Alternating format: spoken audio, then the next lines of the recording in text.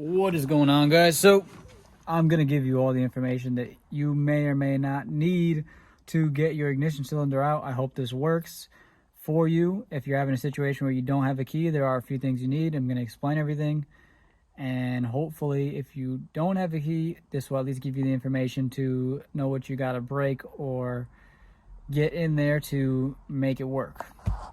To start off, I don't have a center console, so I'm pretty sure you have to remove this whole center console, and the reason for that being is because you're also going to have to take this piece up at some point, which I will show in the video later.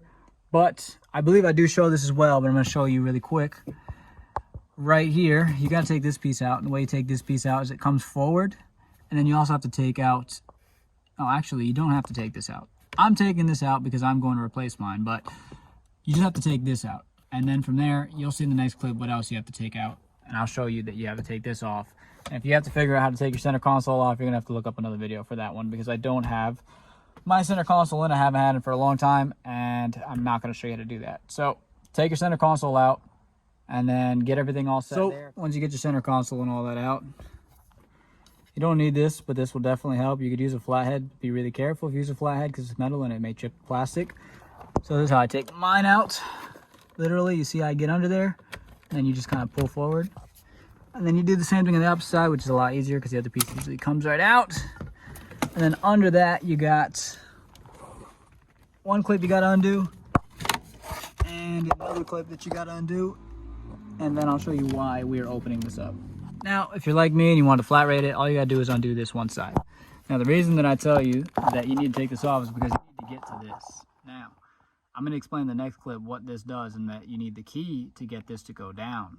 Now, if you're in a situation where you don't have the key, you're going to have to drill this out somehow. There's really no way to get a drill in here, but there are tools that you can get that can go like this. You can put a drill bit on, and you can basically mill that out so that you can take out the key cylinder. I will show you how the key cylinder comes out after this clip.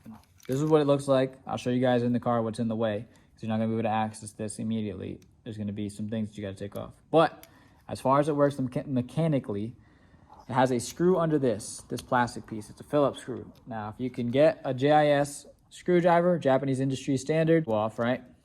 Japanese industry standard screw. Put that somewhere that you know where it is. You're gonna take this off. It comes off real easy. It's gonna hang because it's gonna be plugged in. Mine isn't plugged in because it's not in the car right now. This is where you get your key that goes into accessories, right? Take your key. You can go all the way, right? And then you're gonna go back one. Now, the reason you're gonna do that, if you put it anywhere else, you see this pin right here? It's almost like a tent where it's got those things that pop into place to lock the tent. It doesn't go anywhere if it's not in that second one. And what I mean by that, I mean the second to last position. So if you have it anywhere other than here, it's not gonna come out. So, like I said, all the way, back one. Go like this, press that down. Now you see it presses. Now it's depressed, you should be able to release it. I'm not putting a lot of tension on this. Should come out real easy. Now, if you're gonna put it into another car, here's the other catch. There's a lever in here that's turning. I don't know if you can see it. You can see that. Now, that's an accessories position now because that's where we left it and we took it out of. So, in order for it to go in the car, it's gotta be an accessories position. If it's not gonna wanna go in. Let's see here. So, here, I'm going to give you an example. You can use some pliers, right? If it's not an accessories position, you can take that, and it'll move.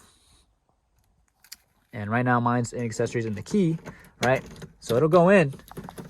If you notice, it doesn't want to go any further than this.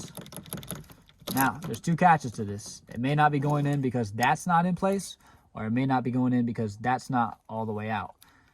So the key wants to go in more than I'm actually showing you right now, right? So when I push this key in, it's got to be like that to go in. So not only is that have to be right in the right spot, this also has to be pushed in when you push it in. So first we're going to put this one in the right spot with some pliers. So all you got to do is go all the way. You're going to feel it go, and then go back one. Now, this one should be in the same position as that. And this should go in pretty easily. And again, make sure that that's sticking out. Sorry, looking through the camera. So now you see it's right there. remember that little play that we had? Now you push it down. Now your ignition is in. Then all you do is you take your screw, don't lose it, put this back on.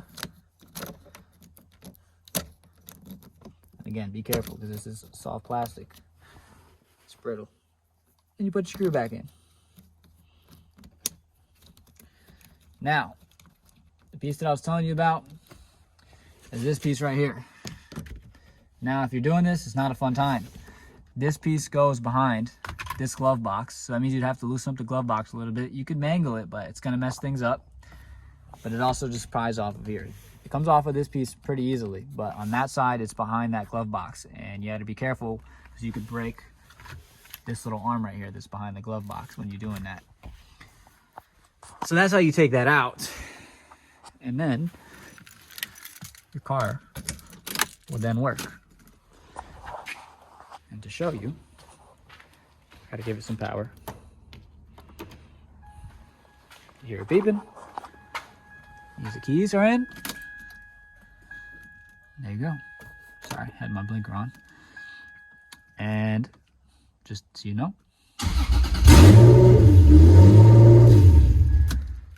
I don't have any oil in my transmission, so I'm not gonna keep it on long. But that's how you do it. And again, you need a key that at least goes into accessories. It doesn't have to be the exact key, but it does have to go into accessories. Otherwise, you're not gonna be able to do anything. I hope that helped. Just in case anybody else is experiencing this,